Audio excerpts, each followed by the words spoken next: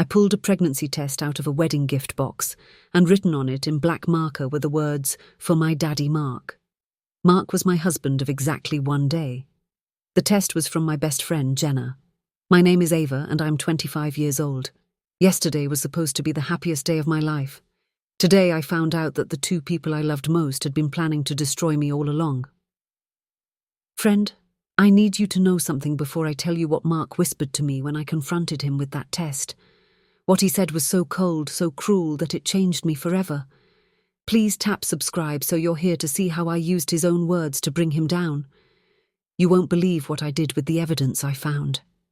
Because when I looked up from that pregnancy test and saw the smug look on Jenna's face, I knew this wasn't just betrayal.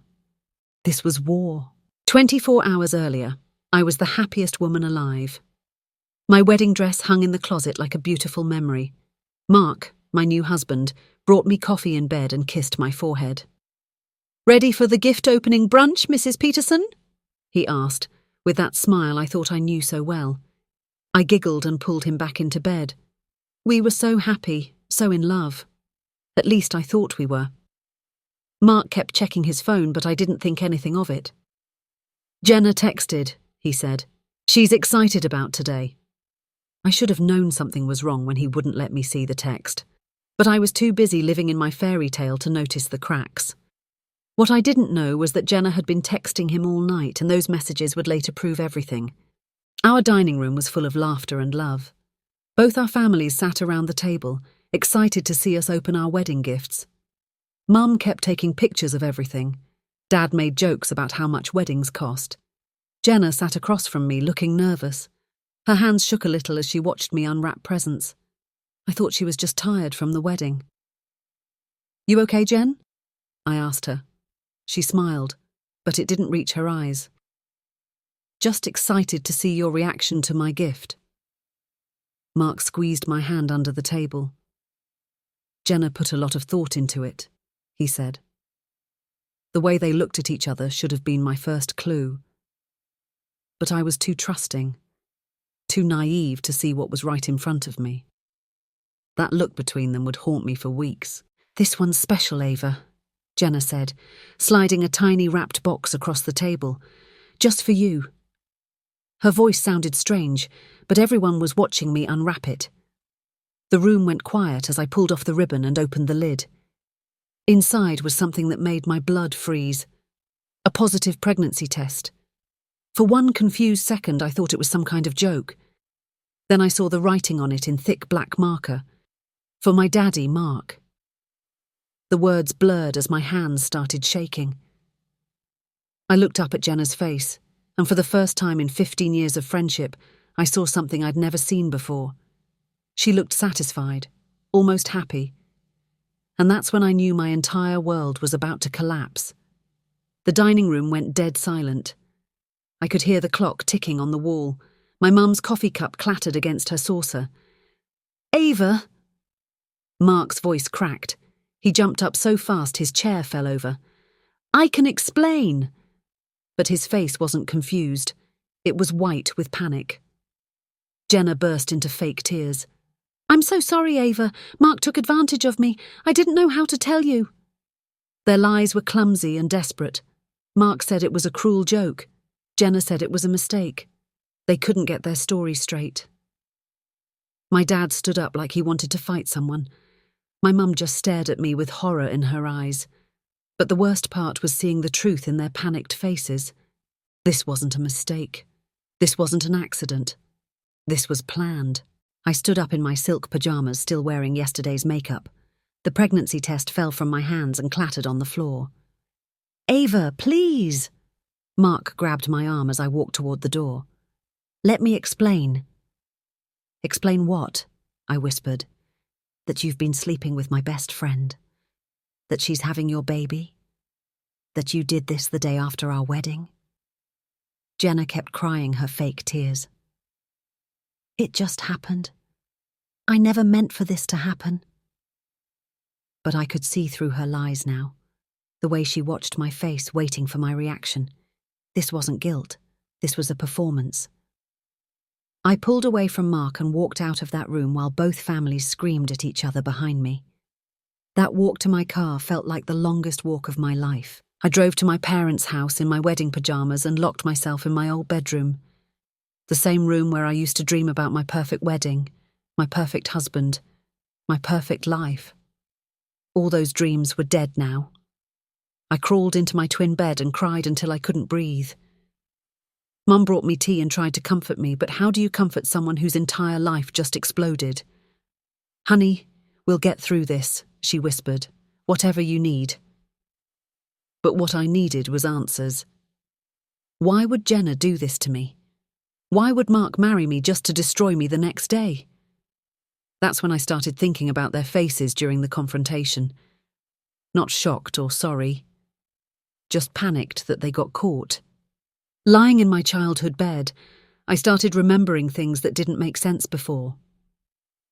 Mark's late nights at work, Jenna asking weird questions about my inheritance from Grandma, the way they'd text each other during group dinners, the inside jokes that excluded me, how Jenna always wanted to know about our financial plans.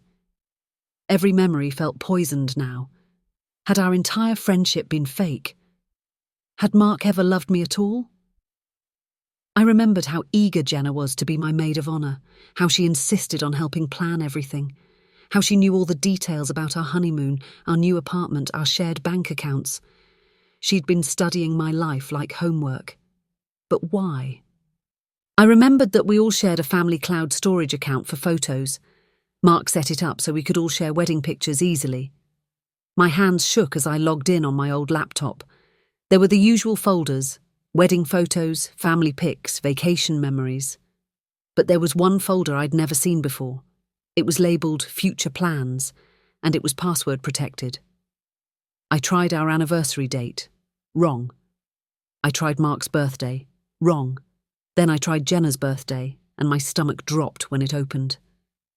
Inside were dozens of files, photos I'd never seen, documents with my name on them, and a budget spreadsheet that made me physically sick. The document was titled New Life Budget, Mark Jenna, and it was dated 3 months ago. 3 months before my wedding. Line by line, they'd planned out their future together using my money. My inheritance from Grandma, the house fund I'd been saving for years, even the wedding gifts we'd just received. They'd calculated everything: apartment rent, baby clothes, groceries, even a college fund for their child. At the bottom of the document was a note in Jenna's handwriting. Phase 1, get married. Phase 2, combine assets. Phase 3, new life together. I wasn't just betrayed. I'd been robbed before they even touched a penny. This wasn't an affair. This was a heist, and I was the target. I scrolled through dozens of secret photos. Mark and Jenna at fancy restaurants while he told me he was working late. Hotel room selfies from business trips. Vacation photos from places I thought Mark went alone. In one photo, Jenna was wearing the diamond earrings I gave her for her birthday last year. She was kissing my husband, but the timestamp made my blood boil. This photo was taken 8 months ago, while Mark and I were planning our wedding. They'd been laughing at me for almost a year. Every wedding decision, every dream I shared, every moment I trusted them, it was all a joke to them. The last photo in the folder showed them raising champagne glasses in a toast. The caption read, "To the perfect plan." I thought about Mark's younger sister, Chloe. Jenna never liked her, always complained that Chloe was jealous and dramatic. Chloe stopped coming to family events after Jenna joined our group. With nothing left to lose, I called her. "Ava?" Chloe's voice was surprised. "Are you okay? Mum told me what happened at brunch." "Chloe, I need to ask you something. Did you ever see Mark and Jenna together? Like, together? There was a long pause. Then she said the words that changed everything. "I was wondering when you'd finally figure it out." She'd been waiting for this call for months. "I saw them at Romano's restaurant 6 months ago," Chloe said. "Mark told you he was at a work conference, remember? But he was there with Jenna, holding hands across the table." My heart pounded. "Why didn't you tell me?" "I tried to tell my parents, but they said I was being jealous of Jenna. Mark convinced them I was making it up because I didn't like her. Chloe had been documenting everything, hoping someone would believe her eventually. She had photos, receipts, even recorded phone calls. "I have something else," she said quietly. "Something about the pregnancy that you need to know." "What do you mean?" "Meet me at the coffee shop on 5th Street in an hour, and Ava, bring everything you found in that cloud folder." My hands shook as I hung up the phone. Chloe was already waiting when I arrived, a thick folder on the table in front of her. Her eyes were red like she'd been crying. "I'm so sorry, Ava. I should have tried harder to warn you." She opened the folder and showed me printed screenshots of Jenna's social media posts from the past few months. Photos I'd seen before, but Chloe had circled the dates. "Look at this timeline," she said, pointing to a calendar she'd made. "Cross-reference it with Mark's work trips and Jenna's posts." As I studied the timeline, my stomach dropped. Every time Mark told me he was travelling for work, Jenna posted photos from the same cities. But that wasn't the worst part. "Now look at this," Chloe whispered, showing me a medical document. The document was a copy of Jenna's medical records that Chloe somehow obtained. It showed when Jenna first tested positive for pregnancy. I did the math in my head, counting backward from the date. The baby was conceived during Mark's work conference in Chicago, the weekend he told me he couldn't take calls because of important meetings. They'd planned this pregnancy to coincide with my wedding on purpose. "There's more," Chloe said, her voice shaking. "I followed them last week. They went to a real estate office together. They're already looking at apartments." My hands clenched into fists. "They're apartment hunting while I'm planning a marriage." "Ava, they're not just having an affair. They're planning to take everything you have and disappear together." That's when I realized this wasn't about love. This was about money, and I was going to make them pay. That night, I logged into every bank account, every credit card, every financial document I could access. What I found made me sick. Mark had been moving money around for months. Small amounts at first, then bigger chunks. He'd opened new accounts I didn't know about, transferred funds from our joint savings. He was preparing to clean me out financially before disappearing with Jenna. But he'd made one critical mistake.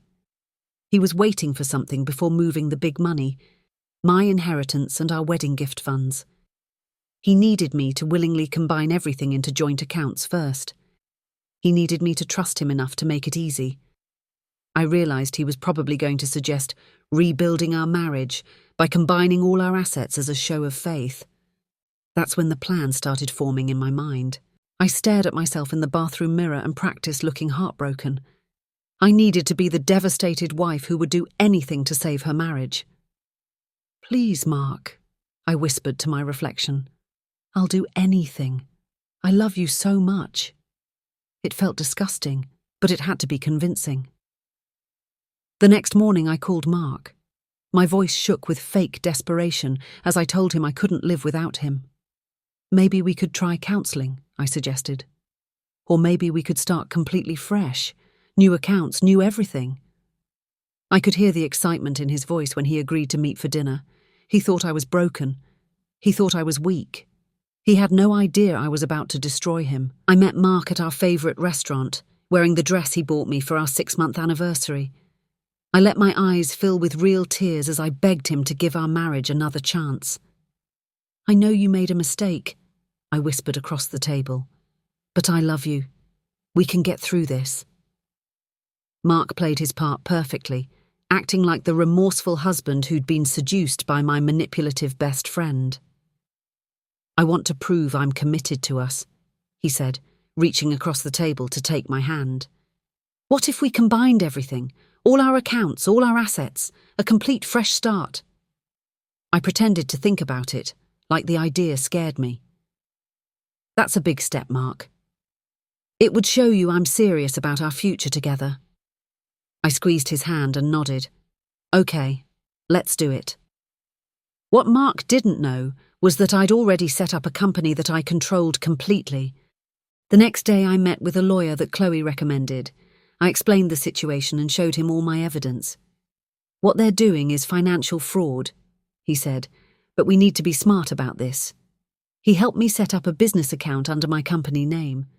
Legally, Mark could transfer money to it, but only I had access and control. When he moves his assets to this account, thinking it's joint, it becomes legally yours, the lawyer explained, especially since you'll have documentation proving he planned to defraud you.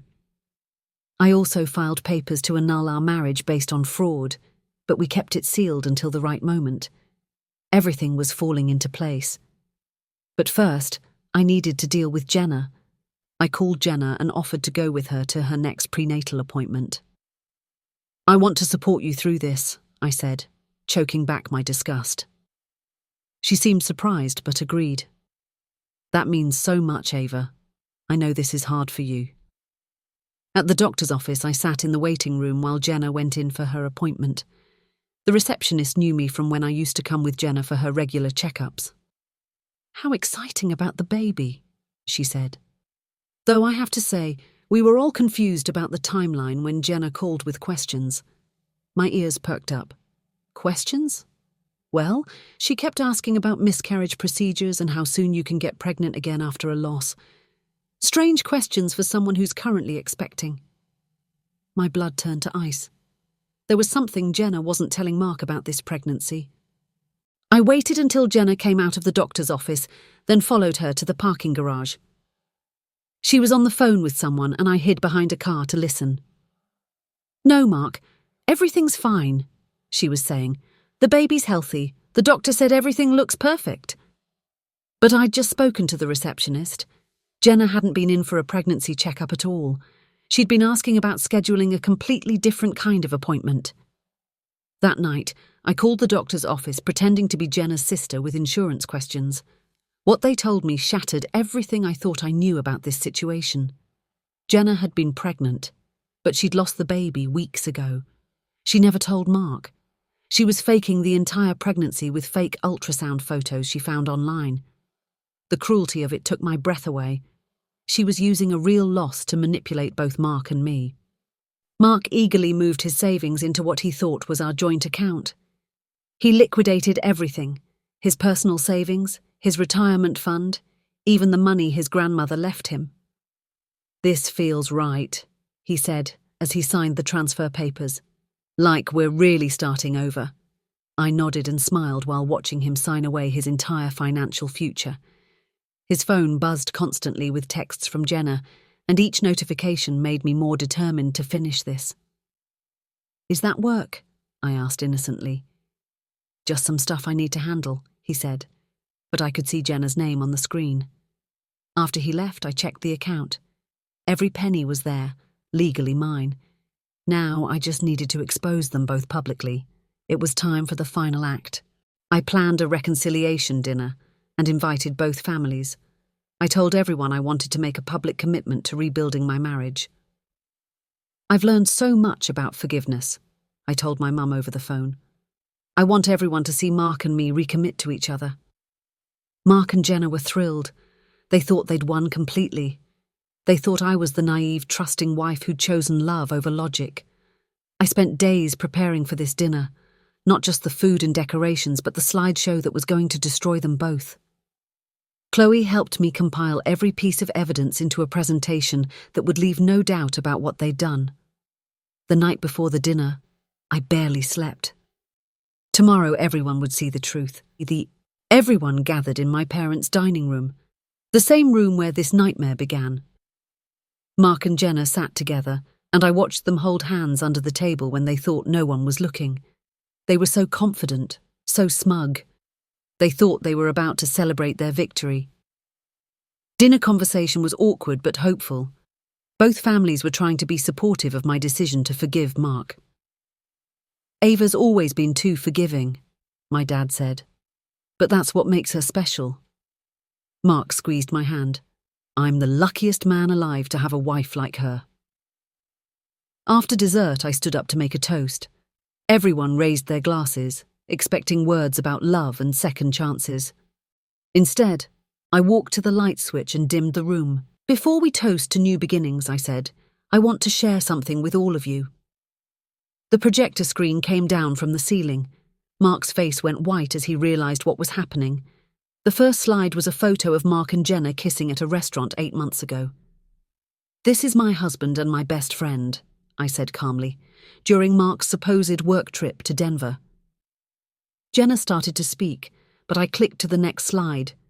Hotel receipts, dinner receipts, vacation photos.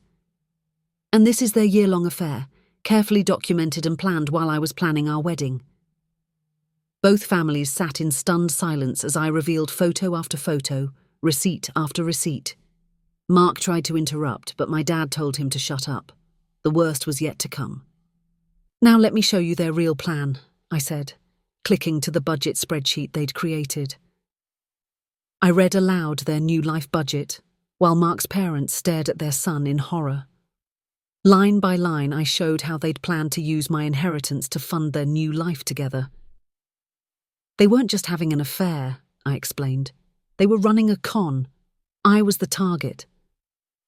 Jenna broke down completely, her fake tears becoming real ones as her own parents turned away from her in disgust.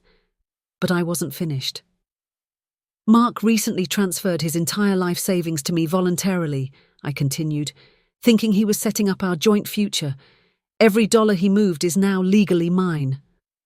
Mark's face turned purple with rage. "You tricked me!" "Like you tricked me?" I asked sweetly. Then I played my final card. "One more thing," I said, clicking to the final slide, "about Jenna's pregnancy." I played the recording of my call with the doctor's office, revealing that Jenna had lost the baby weeks ago and had been faking the pregnancy ever since. The room exploded. Mark turned on Jenna with fury I'd never seen before. "You lied to me?" he screamed. "There's no baby." Jenna collapsed into sobs, admitting to everything. The fake ultrasounds, the fake symptoms, the plan to fake a miscarriage after they got my money.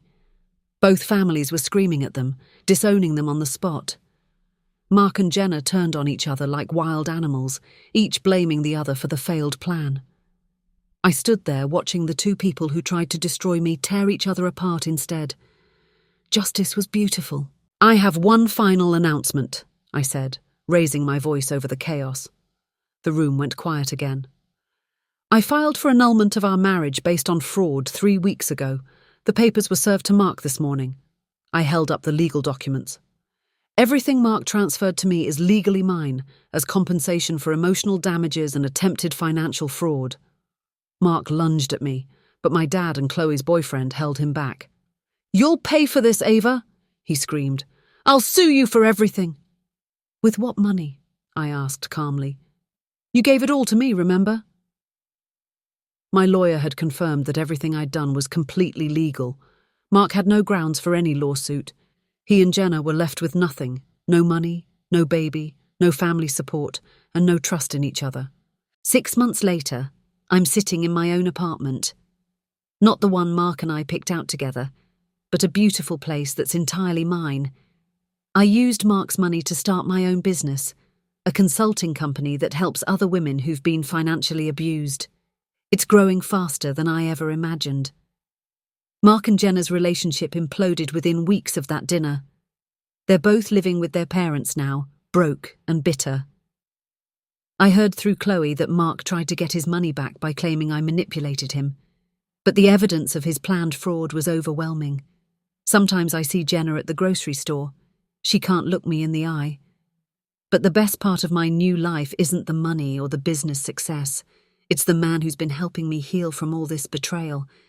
His name is David, and he's nothing like Mark. He's kind, honest, and patient with my trust issues. We met at a coffee shop when I was having lunch with Chloe. He was the lawyer's assistant who helped me set up my business, and he asked me out 6 months after everything was finalized.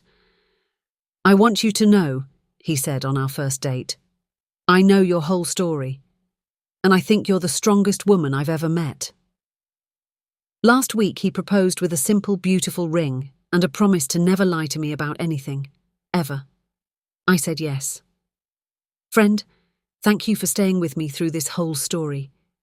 Jenna's gift wasn't a pregnancy test. It was showing me who I really am when I stopped letting people walk all over me. If you believe that your story isn't over just because someone else tried to write the ending, then please tap subscribe and join us here. You won't want to miss the stories we share next. I've picked out another incredible story for you, and you can see it on the screen now. It's about a woman who discovered her sister was stealing her identity, and what she did about it will blow your mind. I hope to see you there.